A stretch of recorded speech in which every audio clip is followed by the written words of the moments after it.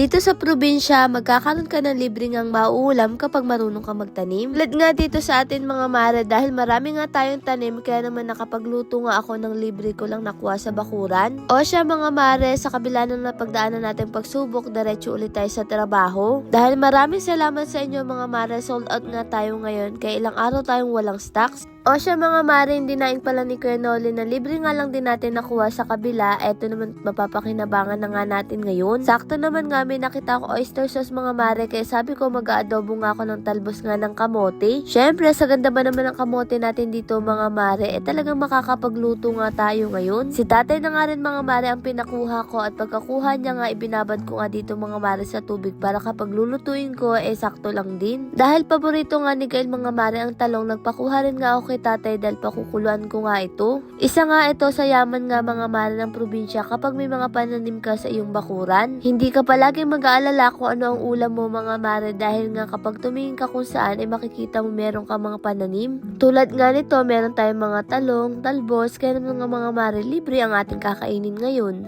At eto't inasikaso na nga rin mga mare ni Kuya Noli. Sa totoo lang, namiss ko rin talaga to mga mare ng ilang araw. Sabi ko nga, napakasarap din talaga mga mare ng simpleng pamumuhay, tapos walang sakit yung pamilya nga natin. Sabi nga, ang kayamanan talaga natin mga mare ang ating kalusugan. O siya mga mare, nung nagisa na nga ako dito ng sibuyas at bawang, isinunod ko na nga rin etong talbos nga ng kamote. Pagpasensyahan nyo na rin mga mare, mga salong Pasko sa katawan. Paano ba naman, kagabi ko naramdaman yung pagod. Sobrang pagod din talaga mga mare ng katawan ko, pero okay na yun dahil natapos na rin. Nung kumulo nga mga mare, nilagay ko na nga tong oyster, tapos naglagay nga lang din ako ng konting toyo para nga konti nga lang din yung lasa ng toyo para matamis. Nung okay na nga mga mare, sabi ko kakain na nga kami at niyaya ko na nga sila na magkasabay-sabay na nga rin. Ito yung simpleng ulam na masasabi mong masarap mga mare, na kahit gaano kasarap mga mare kinakain mo, babalik at babalikan mo pa rin talaga yung mga nakasanayan mong kainin. Nga mga mare, ayan, sinubuan ko nga ng talong na gusto nga niya, kaya nga lang mas gusto niya siya yung kakagat kaysa subuan siya nga ng konti lang. Yan naman nga ang kagandahan kay Kail mga mare, kahit hindi siya pala inom ng gamot, mahilig siya sa gulay, sa prutas. Kaya ayun ang sabi namin mga mare, dapat hindi kami nawawala ng mga paborito nga niya.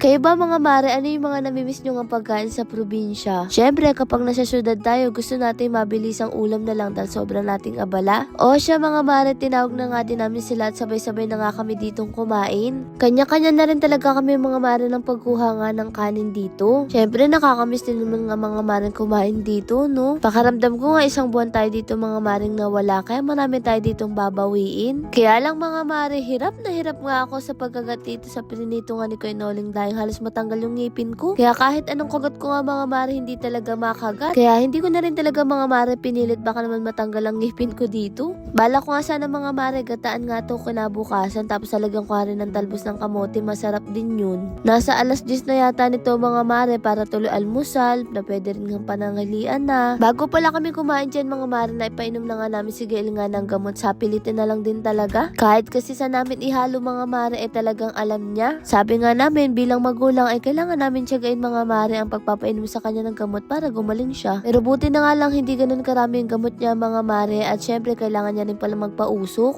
Lord, marami pong salamat sa lahat ng blessing, syempre sa inyo mga mare. Paano ba yan, bukas na lang ulit?